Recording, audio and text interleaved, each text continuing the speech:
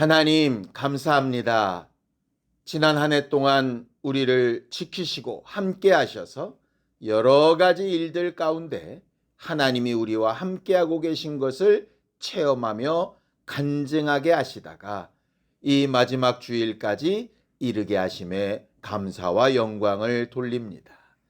지금껏 우리와 함께 하신 하나님이 앞으로도 또 우리가 사랑하는 자손들과 사람들에게도 우리를 축복의 통로로 사용하사 제대로 된 생명과 복과 소망을 전하기를 원하실 때에 그 일에 잘 사용되고 그 책임을 감당하며 칭찬받는 거룩한 교회들이 되어져 가도록 우리 모두를 도우시고 함께하여 주시옵소서.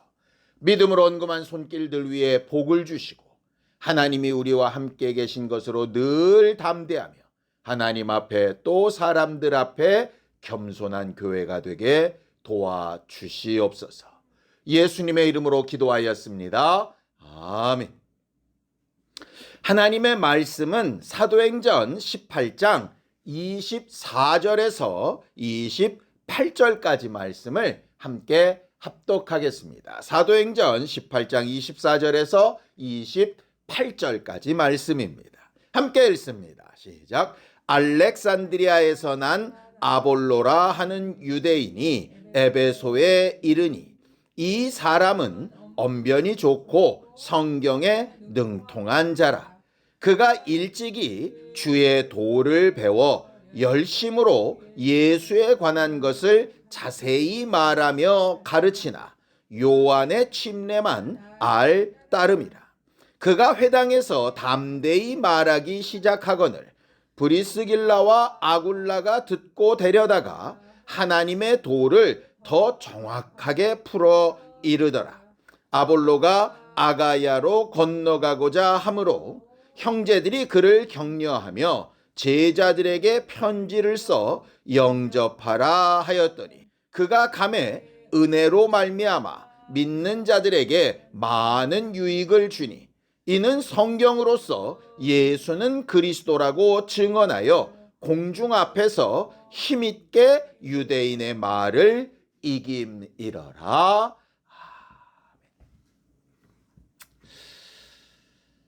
하나님은 모든 계획을 그 뜻 안에 두시고 그것을 하나씩 하나씩 체계적으로 이루어 가시는 하나님이십니다. 그래서 성경에는 이런 표현이 있어요. 하나님은 질서의 하나님이시고 무질서의 하나님이 아니시다 라고 하는 거죠. 우리나라 속담에도 아무리 급해도 바늘 허리에 실을 묶어서 쓸 수 없다는 말이 있죠.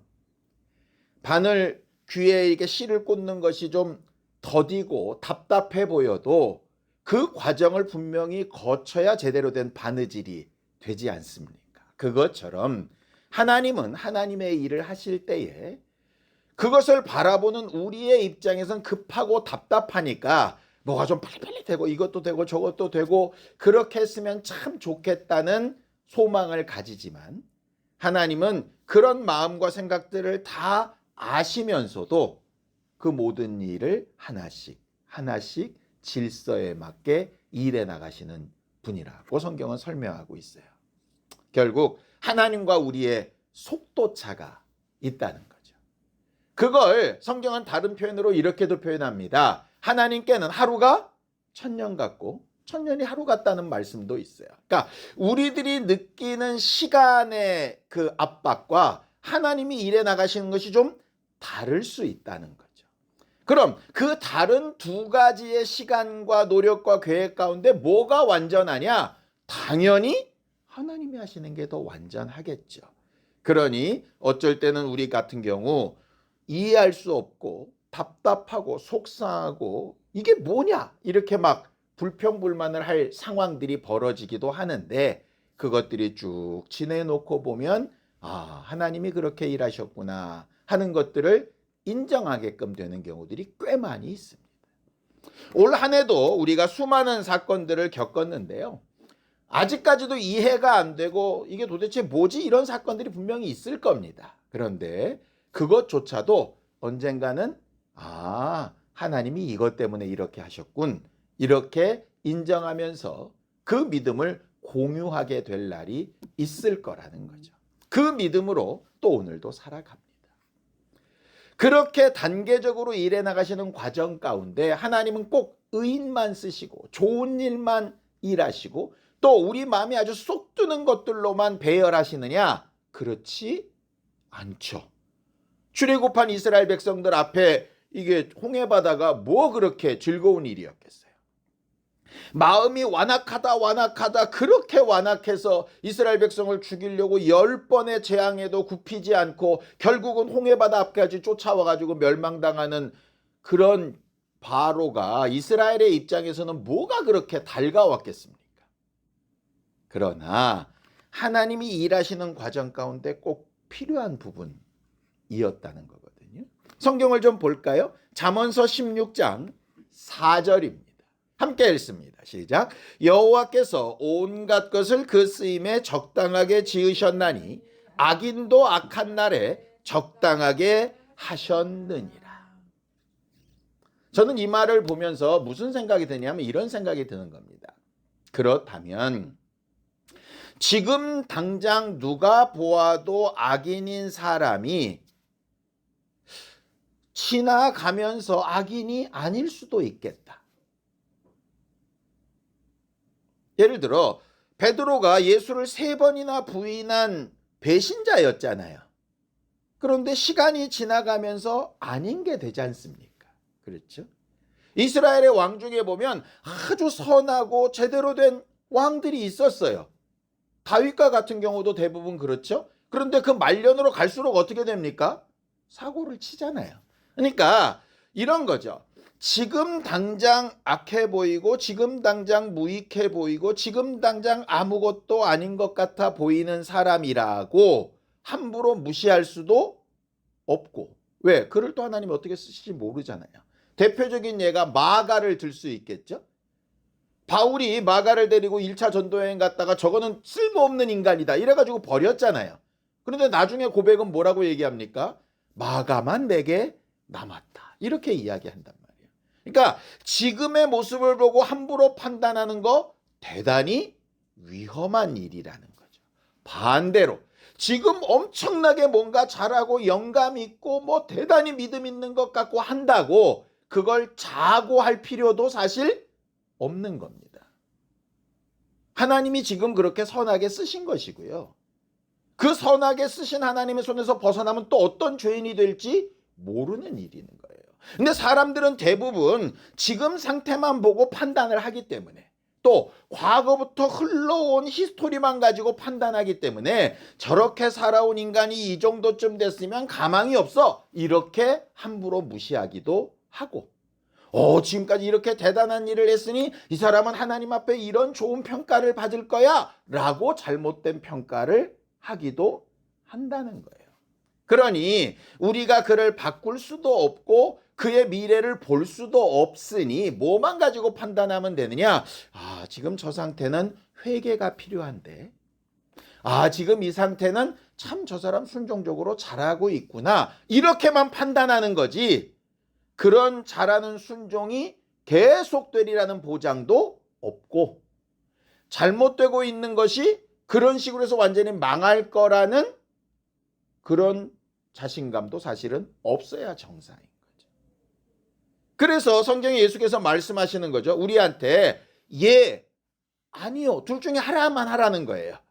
막 예상하고 생각하고 맹세하고 이런 거 하지 말고 그냥 내가 알 수 있는 그 부분까지만 판단하는 거예요. 그 다음 하나님이 바꾸시면 그런 사람도 하나님이 이렇게 바꾸셨구나. 저렇게 쓰임받던 사람도 하나님의 손에서 떠나니까 저렇게 망하는구나. 충분히 생각하고 판단해야 된다는 거죠. 그렇지 않으면 많은 어려움이 생기는 거예요. 보세요. 다윗의 손에 들렸던 물맷돌이 뭐 대단한 무기였겠습니까? 그렇죠? 골리앗과 같은 그런 거인이 갖고 있는 칼이 어마어마한 무기지 다윗이 갖고 있던 물맷돌이 무슨 힘이 있겠어요? 근데 그런 물맷돌 같이 아무것도 아니고 골리앗이 볼 때는 껄껄껄 웃을 만큼 아주 비웃을 대상이었던 그것에 결국은 하나님의 역사가 일어나잖아요.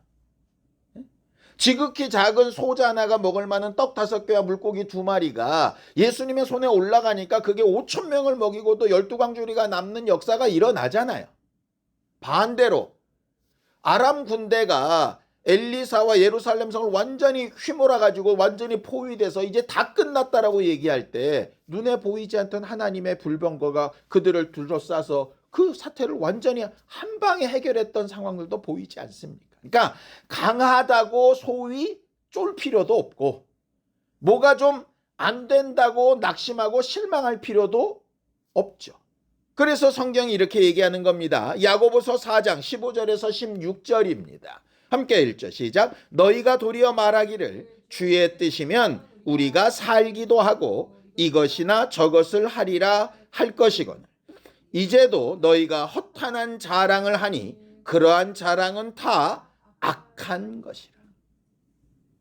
그냥 지금 현재 상태의 나를 인정하고 이제 이 상태에서 내가 하나님 앞에 쓰임받고 도움을 얻기 위해서는 뭘 해야 되나 거기에 관심이 있어야지 내가 너무 부족해요 그런다고 막 낙심해가지고 막 찌그러져서 그렇게 살 인생도 아니고 뭔가를 좀 잘하고 해온 게 있다고 크게 뭐 자기의 자랑이 돼서 자고해서 교만할 내용도 아니라는 거예요. 그렇게 하게 하신 것도 하나님이시고 지금 내가 그렇게 못하고 있는 부분 하나님의 손에 붙들리지 못했던가 아니면 하나님의 때가 아직 아니라고 생각하셨던가 하는 것이니 내가 하나님 앞에 어떻게 나를 판단하고 선택할 것인가가 매우 중요한 문제라는 사실이죠. 1년을 축복의 통로라는 제목으로 설교를 해놓고 봤더니 1년의 마지막 결론을 뭐로 내려야 될까라고 생각했더니 이 말씀이 떠오른 겁니다. 오늘 본문에 보면 아볼로와 브리스길라와 아굴라라고 하는 사람이 등장합니다. 물론 에베소 교인들도 등장하고요. 아가야 지방에 있었던 고린도 교회의 사람들도 등장합니다. 이 사람들이 각각 자기들의 일과 상태와 환경과 형편에 따라서 자기들이 해야 될 일들을 찾아서 아주 합력해서 선을 이루는 이야기가 오늘 나와 있는 게 오늘 본문이에요. 아볼로가 누굽니까? 아볼로는 오늘 성경 본문에 보면 알렉산드리아 출신이라고 되어져 있어요. 성경을 볼까요? 사도행전 18장 24절에서 25절입니다. 함께 읽죠. 시작. 알렉산드리아에서 난 아볼로라 하는 유대인이 에베소에 이르니 이 사람은 언변이 좋고 성경에 능통한 자라. 그가 일찍이 주의 도를 배워 열심으로 예수에 관한 것을 자세히 말하며 가르치나 요한의 침례만 알 따름이라 이렇게 돼 있어요. 여기 알렉산드리아 출신이라고 하는 말은 알렉산드리아의 세계 최고의 학문기관, 대학이 있었던 곳입니다. 그러니까 우리로 치면 강남 8학군 출신 뭐 이렇게 생각하면 돼요. 그러니까 굉장히 지적으로 훌륭하고 공부 많이 한 지역의 출신이라는 뜻이에요. 그리고 거기 언변이 능통하다라는 말은 무슨 뜻이냐면요. 그냥 말만 잘한다는 얘기가 아니고요. 가진 지식을 제대로 잘 풀어서 설명하는 능력이 좋다라는 말이에요. 그러니까 거짓말에서 막 사기를 친다는 걸 언변이 좋다라고 하지 않고요. 여기 언변이 좋다는 얘기는 지식이 있는데 어떤 사람은 공부하고 아는 것 엄청 많은데 더럽게 말 못하는 사람 있잖아요.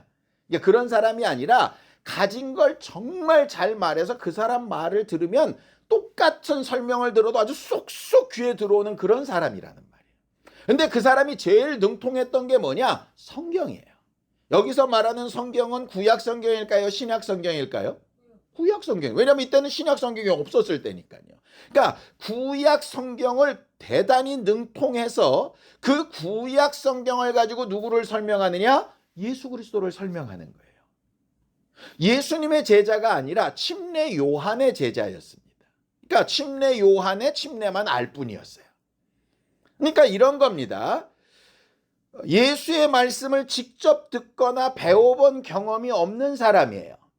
예수가 하신 말씀과 예수의 제자들이 한 말을 이렇게 전해 듣고 자기가 알고 있는 구약 성경에 비교해 봤더니 아, 예수가 메시아네, 이렇게 논리를 전개했던 사람이에요. 이런 겁니다. 유대인들은, 정통적인 유대인들은 예수 그리스도를 이단의 괴수라고 여깁니다. 그리고 예수가 해석하는 성경 해석은 틀렸다고 말하는 사람들이에요. 왜냐, 안식일도 막 어기고 막 그러니까. 그러니까 예수에게 들었던 사람들이라 그러면 아, 너는 그쪽이야, 들을 필요도 없어. 그러니까 말이 안 통해요. 그러니까 정통 유대인이라 생각하는 사람들과 예수의 제자들 사이에는 넘지 못할 벽이 있습니다. 그런데 아볼로는 어느 쪽이냐? 주장하는 게 정통 유대인과 똑같아요. 바울도 그런 셈이거든요. 바울도 정통 유대인과 똑같아요. 그러니까 예수께 직접 들은 것도 아니고 거기서 배운 제자도 아니에요. 그런데 정통 유대인이 가지고 있는 논리 체계와 똑같은 사람이 우리가 가진 논리 체계를 가지고 예수가 그리스도라고 설명을 하니까 반박할 수 있는 말이 없는 거예요. 그러니까 바울과 아볼로는 공통적인 특성을 가지고 있어요. 둘 다 구약 성경에 매우 능통하고 구약 성경에 매우 능통한 걸 가지고 예수를 설명하는데 예수께 직접 듣진 않았던 사람들인 거죠. 그러니까 반감은 없고 자기들과 똑같은 논리로 말하는데 거기에 대해서 반박할 수 있는 힘도 없는 거예요. 그러니 엄청난 사람이죠. 근데 늘상 바울이 가졌던 것과 같은 한계가 있죠. 예수께 직접 배우지 못했다. 예수를 직접 대면해 보지 못했다. 그 한계가 있는 거예요. 그러니까는 아볼로도 대단히 훌륭하고 좋은 사람이기는 하나 예수를 이미 믿은 사람들의 입장에서 보면 뭐예요? 예수를 만나본 적도 없고 예수가 명하신 침례를 받아본 적도 없고 우리로 따지면 누가 가서 막 설교하고 막 이렇게 하는데 이 사람이 신학교를 나온 적도 없고 침례를 받은 적도 없고 기독교에 소속돼서 신앙생활을 해본 적도 없고 뭐 이런 거예요. 그러니까 하는 말은 틀리지 않은데 아무 배경이 없는 거죠, 이 사람이. 그러다 보니까 자기 나름대로 유추하고 논리적으로 설명은 하다 보니까 예수가 직접 하신 말씀과 차이가 나는 부분들도 분명히 존재하겠죠. 그러니까는 이게 정통적인 예수를 반대하는 유대인들과 예수를 아주 잘 믿는 사람들 중간 어디쯤 있는 부족한 점이 있는 전도자인 거예요. 근데 뭐는 있느냐? 자기 지식에 대한 담대함도 있고 열정도 있어요. 그러니까 예수 믿는 사람들은 겁나서 못하는 일, 이 사람 막 회당에 가서 막 얘기를 하는 거예요. 그리고 그 말에 토를 못 따는 거예요. 그런데 분명히 한계는 있는 거죠. 그 아볼로 앞에 누가 등장하느냐? 브루스길라와 아길라라고 하는 노년의 부부가 등장을 합니다. 브루스길라와 아굴라는 우리가 지난번 바울 사건 때 이미 배웠습니다. 로마에 살던 그리스도인이었는데 로마 황제가 로마 안에서 그리스도인들을 다 추방할 때 집두절도 다 뺏기고 거지처럼 쫓겨나서 고린도에 왔다가 바울을 만났어요. 바울도 낙심하고 실망해서 거기 와 있었고 아덴에서 전도가 잘 안 돼가지고 이들도 낙심해서 왔는데 서로 낙심한 사람들끼리 거기서 위로하며 살면서 바울을 막 도와서 했던 천막을 짓는 그냥 아주 하층의 그냥 기술자입니다. 나이 많고 그냥 손으로 평생 일한 기술자. 아볼로의 입장에서 자기는 유명 대학 출신의 엄청난 학자의 대단한 지식인의 웅변가의 열정적으로 막 하는데 그 아볼로의 입장에서 브루스길라와 아굴라를 보면 어떤 생각이 들었겠습니까? 나이도 많고 소리도 크게 못 내고 제대로 설교도 할 줄 모르고 단지 바울과 먼저 예수를 믿고 예수의 말씀에 더 심취해서 그리스도인이 되었다는 것 외에는 아볼로보다 나은 게 하나도 없어요. 반대로 브루스길라와 아굴라의 입장에서 아볼로를 보면 어떻겠습니까? 젊고 분기탱천하고 말 잘하고 똑똑하고 똑부러지고 그런 사람들한테 뭐 내 이 늙은 노인 내가 뭘 얘기할 게 있을까? 당연히 그렇게 생각할 수 있지 않겠습니까? 그런데 브루스길라와 아굴라는 그렇게 생각하지 않고 이렇게 생각을 하는 겁니다. 사도행전 18장 26절입니다. 함께 읽죠. 시작. 그가 회당에서 담대히 말하기를 시작하거늘 브루스길라와 아굴라가 듣고 되려다가 하나님의 도를 더 정확하게 풀어 이르더라 이랬어요. 이게 무슨 얘기냐? 아볼로가 설교한 내용에다가 네가 틀린 건 아닌데 요런 부분은 더 부족하니 이 부분을 더 첨가해야 돼 라고 주석을 붙여줬다는 얘기예요. 그런데 참 신기한 것은 아볼로가 그걸 듣는다는 거예요.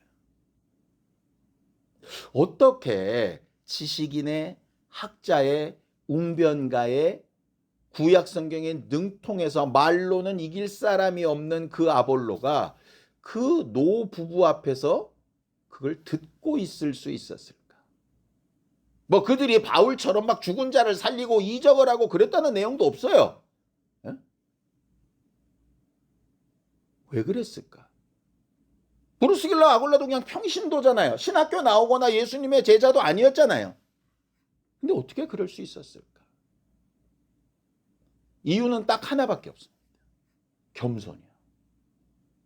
아볼로는 그렇게 성경에 능통하고 그렇게 침례요한의 제자로서 자기가 지금 현재까지 알고 있는 걸 대단히 담대하게 말하면서 마음 한구석에 뭐가 있느냐?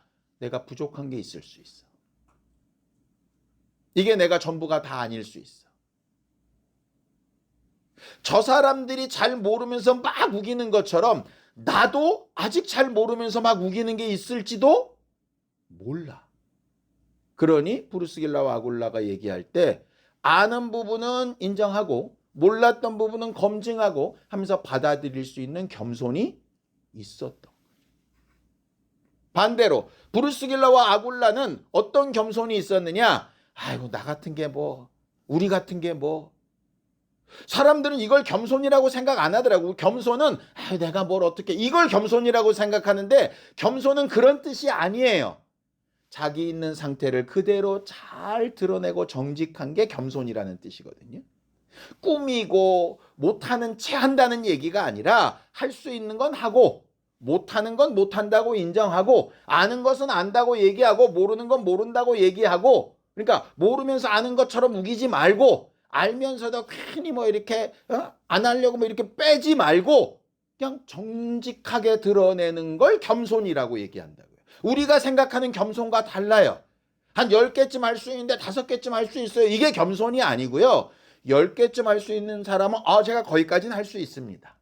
그 이상은 내가 못하니 도움이 필요합니다. 이게 겸손이라고요. 그러니까 브루스길라와 아굴라도 겸손했죠. 왜? 자기가 갖지 못한 걸 아볼로가 가진 걸 너무 부러워하면서도 그걸 닮고 그것만 쫓아가려는 게 아니라 자기가 할 수 있는 일을 찾은 거예요.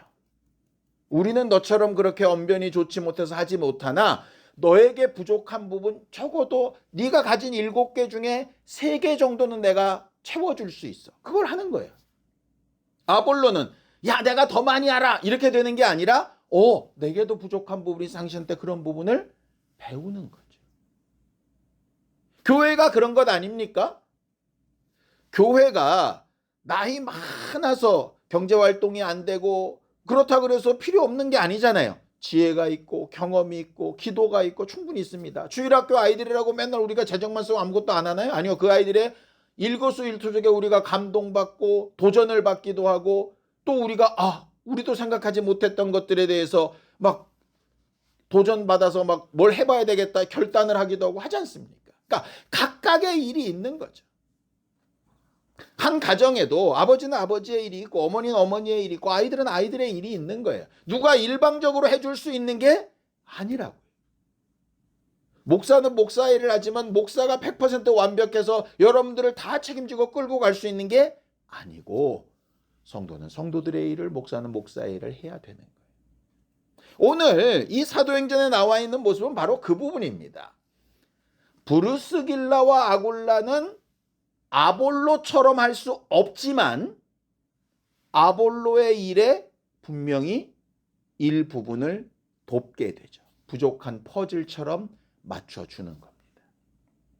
아볼로는 대단히 똑똑하고 그렇게 하지만 브루스길라와 아굴라가 가진 경험이나 체험이나 지식이나 하나님에 대한 깊은 진리에 대한 건 아직 모르는 연약함이 존재합니다. 그걸 서로 인정하고 합력하는 거예요. 한 걸음 더 나아가면 이렇게 되죠. 에베소 교인들은 이렇게 훌륭한 전도자가 에베소 교회에서 막 신학교도 만들고 막 그렇게 했으면 좋겠다라고 하는 게 아니라 이 아볼로가 아가야 지방, 고린도 지방으로 가서 내가 전도했으면 좋겠다라고 얘기했더니 막 추천서를 써줍니다. 가지마, 우리 교회가 더 좋아, 이렇게 하는 게 아니라 추천서를 써줘서 고린도 교회로 이렇게 보내줍니다. 고린도 교회는 그런 아볼로가 오니까 바울이 떠난 자리에 에베소 교인들을 믿고, 왜? 바울이 고린도 교회보다는 에베소 교회에 훨씬 더 시간을 많이 투자해서 3년 가까이를 가르쳤거든요.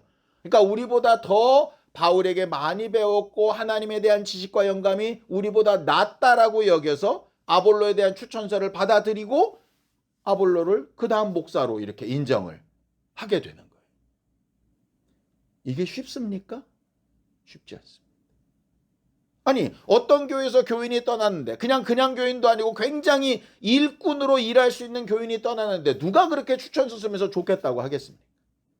또 다른 교회에서 엄청 잘 나갔다고 그 추천서 써줬다고 무조건 우리 교회에서 받아들여서 목사라고 그렇게 합니까? 쉽지 않거든요.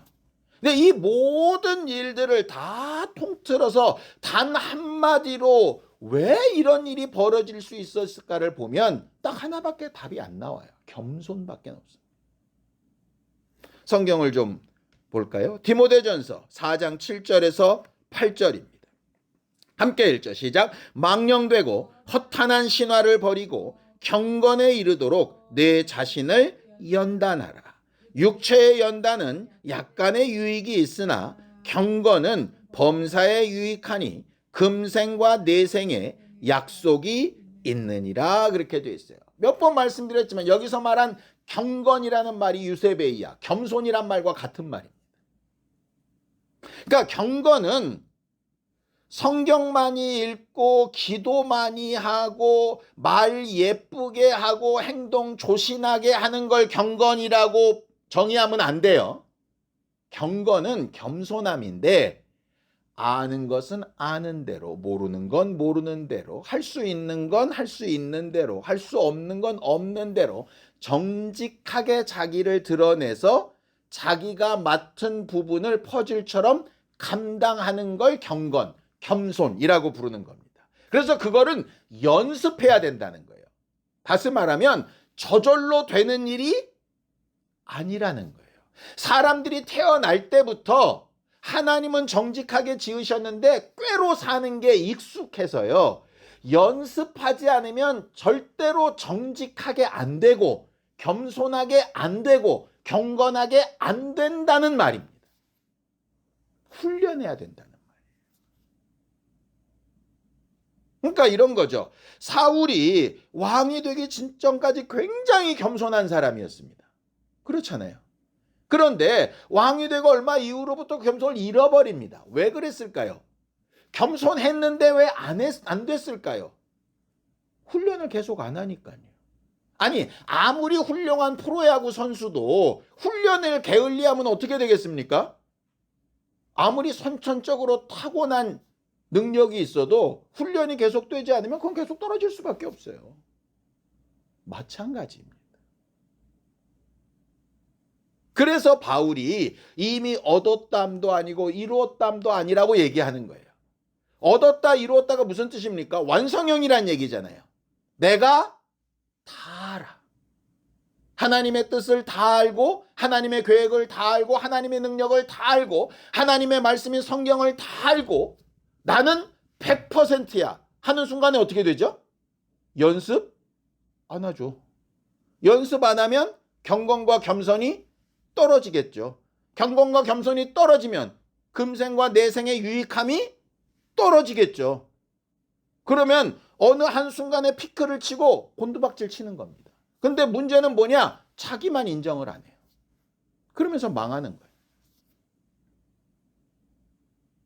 그래서 제가 개척하면서부터 계속 말씀드렸던 거 있지 않습니까? 제발 왕년 자랑하지 말라고. 그게 거짓말이라는 얘기가 아닙니다. 왕년에 여러분들이 잘한 게 잘못됐다거나 그게 거짓말이라는 얘기가 아닙니다. 분명히 잘했을 거고 굉장히 훌륭한 신앙생활을 했을 겁니다. 오케이.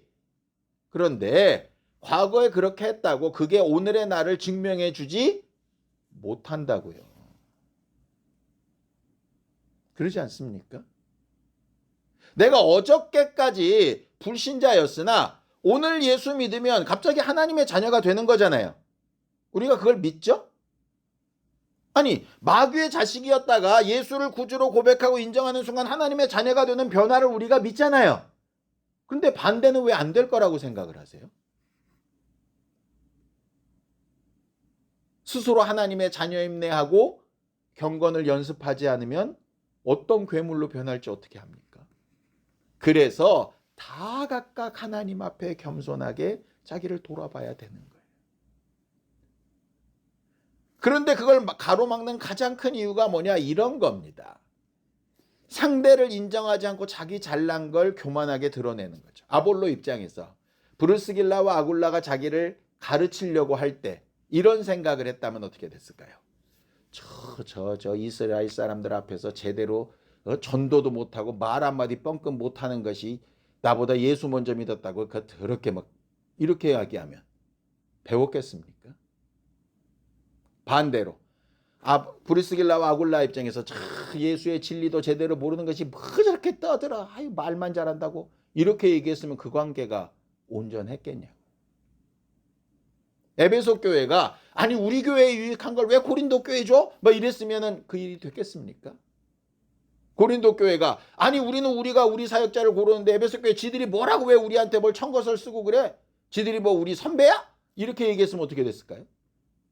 결국 아주 종이 한 장 같은 차이인데 그 마음가짐 하나가 엄청나게 합력해서 하나님의 일을 이룰 수도 있고 전혀 정반대로 하나님의 일을 망가뜨려지게 보이게 할 수도 있다는 거예요. 물론 우리가 그렇게 한다고 하나님의 일이 엄청 잘 되거나 그렇게 안 한다고 하나님의 일이 엄청 안 되거나 그러진 않을 겁니다. 왜? 그것조차도 하나님께서 인도해 가실 거니까요.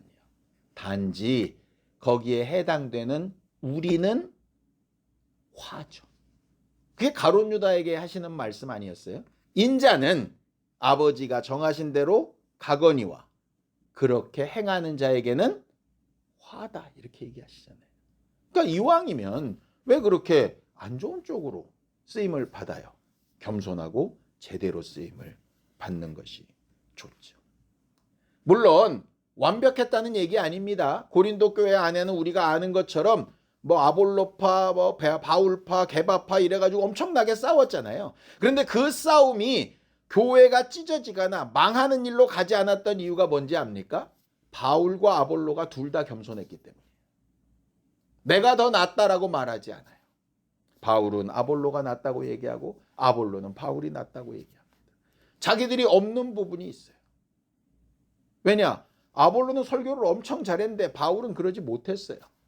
근데 아볼로는 어디에도 이적을 많이 나타냈다는 기록이 없고 바울은 그런 것들이 강했어요. 그러니 둘이 상충되는 게 아니라 서로 모아져야 온전해지는 거죠. 왜? 예수를 100% 닮은 사람이 없고 하나님의 뜻을 100% 아는 사람이 없고 하나님의 말씀을 100% 잘 알고 가르치는 사람이 없기 때문에 바울도 필요하고 아볼로도 필요한 거죠. 우리 교회도 필요하고 옆에 구세군 교회도 필요한 겁니다. 경쟁 관계도 아니고 배척할 관계도 아닙니다. 서로에게 있어야 될 존재인 거죠. 그거를 반목이나 찢어지지 않고 좋은 방향, 올바른 방향으로 같이 가기 위해서 필요한 건 딱 하나밖에 없습니다. 겸손함. 부부관계도 마찬가지, 부모 자식 관계도 마찬가지, 회사나 사회에서도 마찬가지입니다. 이럴 수는 있겠죠. 나는 겸손하고 경건을 연습하고 있는데 상대가 그렇지 않으니 나만 계속 손해보는 거 아니냐? 뭐 그렇게 생각할 수 있을 겁니다. 자, 그럼 그 손해를 하나님이 갚으실까요? 안 갚으실까요? 하나님의 뜻대로 하다 보니 손해를 보고 핍박을 당하고 무시를 당하고 손가락질 당하고 바보 같다고 여긴다면 그걸 하나님이 갚으실까요? 안 갚으실까요? 생각이 거기에까지 미친 우리 모두가 되기를 예수님의 이름으로 축원합니다. 축복의 통로가 되자고 1년을 살았습니다. 마지막 설교 제목이 축복의 통로가 됩시다입니다. 우리 사랑하는 자손들이나 사랑하는 사람들한테 뭘 가르칠까요? 세상 사람들처럼 약사빨라라. 네 이익 되는 일 아니면 신경 쓰지 마라. 어떻게 해서든지 네 이익이 최우선이다. 그걸 기준으로 해서 선택해라.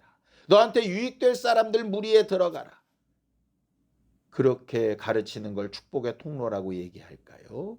아니면 겸손하고 정직하고 하나님의 눈빛 앞에서 내게 처해진 상황, 환경, 형편 가운데 무엇이 하나님 앞에 사람들 앞에 옳은가를 선택하고 상대가 그렇게 하든 말든 나는 겸손하고 경건을 연습하고 제대로 된 선택과 인도함을 받아서 당장 사람들에게 인정받고 유익을 얻든 후에 하나님으로부터 인정받고 유익을 얻든 제대로 된 길을 가야 옳다라고 가르치는 축복의 통로가 돼야 맞지 않겠습니까? 그런 삶을 우리도 살고 우리 사랑하는 사람들 앞에도 잘 전달할 수 있는 그런 축복의 통로들이 되기를 예수님의 이름으로 축원합니다. 함께 기도하겠습니다. 하나님 아버지, 하나님께서 우리 모두를 도우시고 인도하셔서 올 한 해 동안 축복의 통로가 되어가기 위하여 우리가 비워야 할 것과 겸손해야 될 것과 고쳐야 될 것과 알아야 될 것과 피해야 될 것들을 잘 가르쳐 주셨는데 그것들 우리의 심령 어느 한 곳에 꼭 남아 있어서 경건을 연습하며 겸손을 연습하며 하나님의 인도하시는 증거와 능력을 바로 보는 우리 모두가 다 될 수 있도록 도우시고 역사하여 주시옵소서. 하나님, 우리를 겸손하게 하시고 정직하게 하시고 경건을 날마다 연습하는 사람들이 되게 하셔서 하나님 앞에도 사람들 앞에도 하나님의 뜻을 잘 가르쳐 전하며 하나님이 책임지시는 교회의 모습으로 살아갈 수 있도록 우리를 도우시고 역사하여 주시옵소서. 예수님의 이름으로 기도하였습니다. 아멘. 이제는 우리 주 예수 그리스도의 은혜와 하나님 아버지의 극진하신 사랑과 성령님의 감동하시고 함께하시는 분명한 증거가 축복의 통로가 되어져 가기를 연습하며 힘쓰기 결심하는 우리 모두 위에 이제부터 영원까지 함께 있을지어다. 아멘.